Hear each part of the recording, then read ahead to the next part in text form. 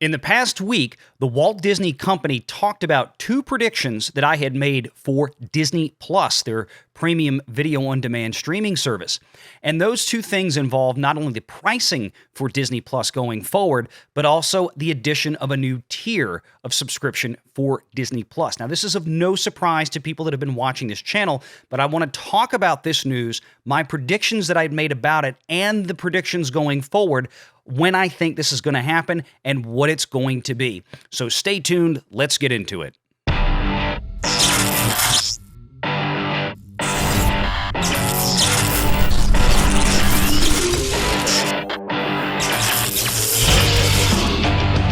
Renegade Online.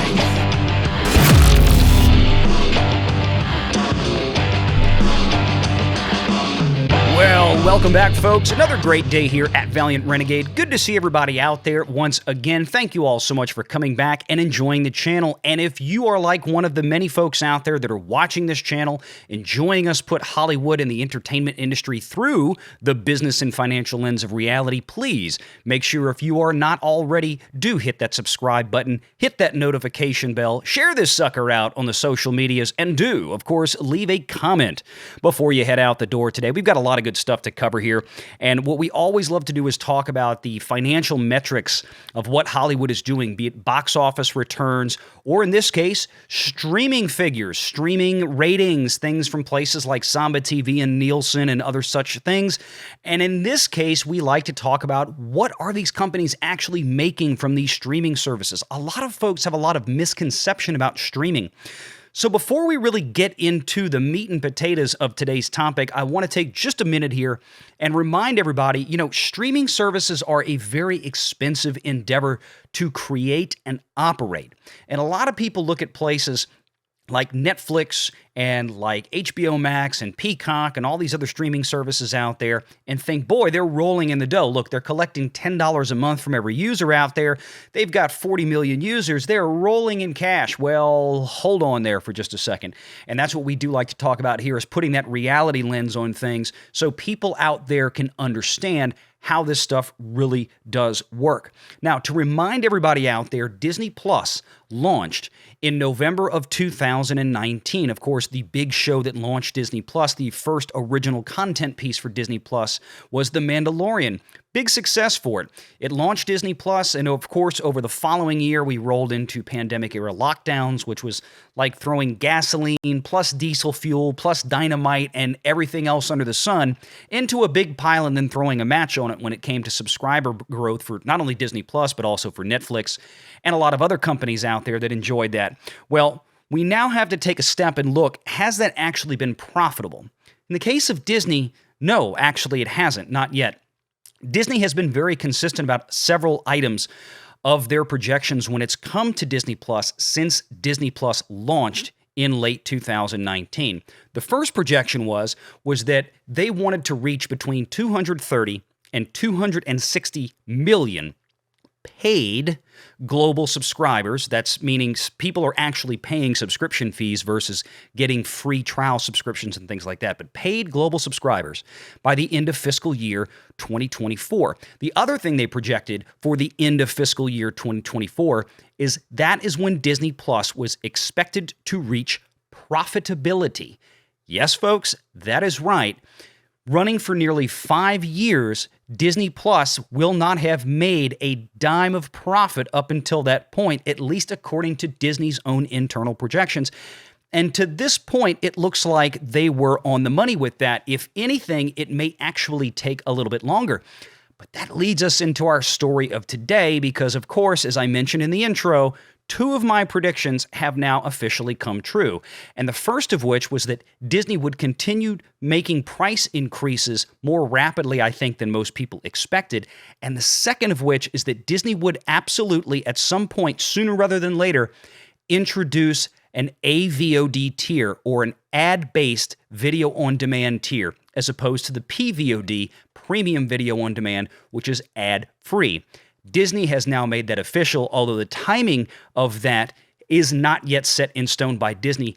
But I have my predictions not only on the pricing, but on when it's going to happen as well. The first article as part of this video comes to us from Mr. Paul Tassi over at Forbes magazine, coming in at March 14th, just a few days ago. Disney Plus promises investors it will raise prices when more content arrives. Now, again, this is one of those caveats that I have been discussing, I think even after the last Disney earnings call about a month or so ago. We talked about how Disney seemed to indicate that they were waiting for their content library on Disney Plus, particularly the new original Disney Plus exclusive content, for that to become more robust before they started challenging customers to pay higher prices. So this is exactly what this article is discussing as well. And let's talk about some of Mr. Chapek's own words regarding this change. Quote, "In all fairness, our own recognition that we needed to do essentially double our production output. You put those two things together, and we certainly have less content than we want. But as we've said over the last few earnings calls, that will rectify itself in the second half of this year," meaning fiscal year 2022, which we are in now, that is set to conclude on September 30th of 2022, as September 30th is the date each and every year that Disney marks as the end of their fiscal year, and October 1st, the beginning of the following fiscal year. We've already reached one of our two goals. One of the goals was to go ahead and ensure that we had a new title every week, and we've achieved that. He continues, "By 2023, we want to get to a steady state, which is even higher than we have right now. And I think that will give us the impetus to increase that price-to-value relationship even higher, and then have the flexibility, if we were to so choose, then to look at price increases on our service. But it's all about content, content, content." Now, there you go, right there, with Bob Chapek saying exactly what I predicted was going to be the case, was that they had to fill this out, and then we would start seeing even more price increases. We've gotten a price increase so far, taking us from the original $6.99 a month to $7.99 a month. Certainly that had a big impact on Disney's bottom line with Disney Plus, but they're still operating in the red. They have to get to the black. So in comes part two of this. And this is where the article from The Motley Fool comes in. This is how much more Walt Disney's ad-supported version of Disney Plus could make. Now, this article goes into speculating on what ad revenue could look like, and it's not that hard to figure out. We have quite a few guidelines out there in terms of comparable streaming services. Places like Discovery Plus that we've talked about here many times, or HBO Max that has now, for almost a year, had an ad-based tier at $9.99 beneath the $15 a month premium version that has always been HBO's ad-free system. From the article, "At first blush, it seems like a step in the wrong direction. Walt Disney is a premium brand and should be treated as such. A lower-cost, ad-supported version of Disney Plus slated for launch later this year arguably taints the brand, ultimately working against the draw of the Disney name. It's a concern, however, rooted in a worry that need not apply any longer. Consumers really don't mind watching the occasional commercial in exchange for a lower-cost streaming service.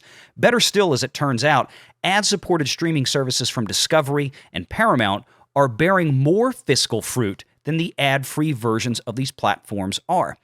Well, yes, and we have discussed that a number of times here on Valiant Renegade. And why is that? Even though Discovery charges a few dollars more per month for its premium service than its ad-based tier, the ad-based tier brings in an extra $6+ a month average per user on top of the user fees, the monthly subscription fees, in ad revenue. And that ad revenue does not have to be shared outside of Discovery, to example, for places like Google or Apple or Amazon. So depending if you have a Fire TV stick or a Roku box or an Apple TV, if you do your subscriptions through those devices, if you've signed up for something like Disney Plus or Discovery, well, they're getting a piece of that monthly fee. When it comes to ad-based revenue, the streamer basically gets to keep it all in-house. While CEO David Zaslav has been relatively tight-lipped about the specifics of Discovery Plus, he did divulge that roughly a year ago his company is making 30 to 40% more per user per month with the ad-supported version of the service than it's collecting with the ad-free version that goes for $6.99 per month. Paramount is seeing similar figures with its premium streaming service, Paramount Plus. And Bob Bakish, CEO of the company formerly known as Viacom CBS, commented around the same time, quote, "We actually believe that analytically, the $4.99 ad-supported version can actually generate a higher ARPU, or average revenue per user, over time than our ad-free $9.99 a month product." And assuming the ad-supported version of Disney Plus achieves comparable results, the service's per-user revenue figure could plausibly ratchet up to more than $10 a month, or as high as $12 per month. So for those that may not know, let's do a quick refresher course in terms of average revenue per user and what it means as it relates to Disney and other companies. For that, let's go take a look at the February 9th quarterly investor report, quarterly stockholder report from the Walt Disney Company. As you can see here, when we look at this graph, Disney's domestic subscribers stand currently at 42.9 million as of January 1st of this year. Last year, floating around 36.3 million. And again, these are domestic US and Canada North American subscribers. You can see when we look at the chart down here, one of the next biggest pieces is what we see is Disney Hotstar. And that is, of course, Disney Hotstar in India. We're going to show you in just a minute how that impacts average revenue per user. Now let's go down to the next section here. This shows the average monthly revenue per paid subscriber. Not all subscribers, but just paid subscribers. Again, these exclude the folks that have free trial subscriptions at the moment. Disney Plus US and Canada. We can see that the average revenue per user jumped from $5.80 in January of 2021 to $6.68 average revenue per user in January of 2022. This was largely due to the $1 per month price increase that Disney Plus put on some months ago. But if we go down and we look at Disney Hotstar, yeah, it went up 5 cents from 98 cents to $1.03. And that is because the folks in India that subscribe to Disney Hotstar there are paying pennies a month, literally pennies a month, for the most basic subscription plan. And Disney Hotstar relies heavily on ad revenue to make up a lot of additional resources there. And this is why American prices and Western European prices and such for Disney Plus is basically kind of pulling the weight for other areas like Disney Hotstar in India. What's important about this is that there's not much more that they can squeeze out of those low-income places like India, low average revenue per user places. There's not a whole lot more wiggle room there. There might be many years down the road, but not today. And in order to make up the difference, in order to get Disney in line with places like Discovery and HBO Max, who have average revenue per users that are $10, $11, $12 per user, literally double what the Walt Disney Company has with Disney Plus, there's only one way they can do it. And they don't want to do it by making your subscription fee here in North America at $12 or $15 a month. They simply want an added tier where they can put advertising in, paid advertising, to make up that difference. And this brings us to the prediction that I told you before, that Disney would indeed do this in order to get this figure here that we see on screen. This domestic US and Canada average revenue per user from $6.68 a month, they want to get that to over $10 a month. I promise you, that is their target. And the way they're going to do that is a little bit of a hint down there where you see Hulu. Hulu's basic subscription versus their ad tier subscription, it's about $6 a month difference, if I'm not mistaken, ad versus ad free. And they're actually making more money per month with the with the ad-based tier rather than the ad-free tier because of the value of those advertisements. So here's the prediction of what I think is going to happen with Disney Plus.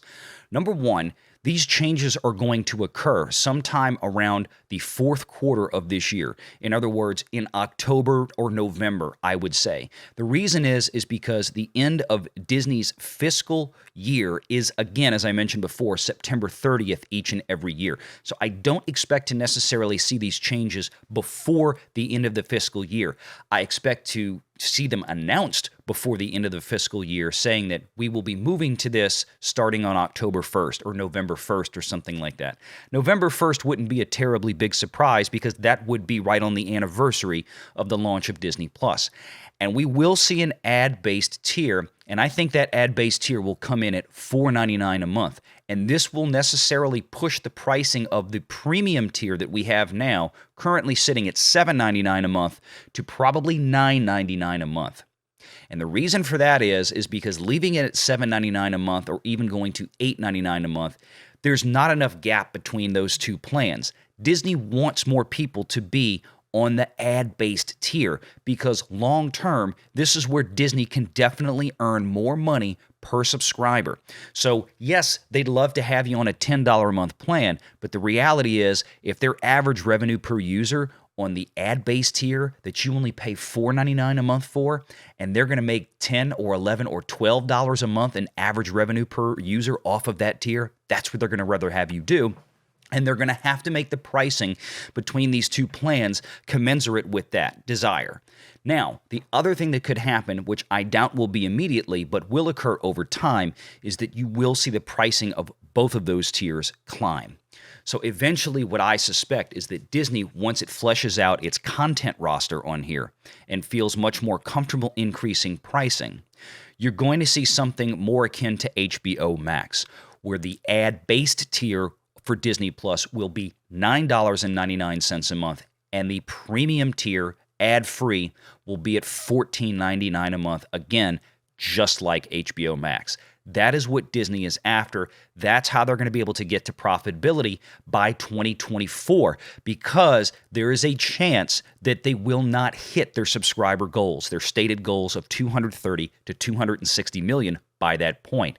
And they would much rather have the cushion of profitability of Disney Plus if they don't quite get to that subscriber goal. If they missed both goals, it will be a disaster for the Walt Disney Company, and the analysts will take them to task for it, and that's what they want to avoid at all costs. So let me know your thoughts in the comments below. Good to see everybody out there today. And of course, stick around till next time, and take care.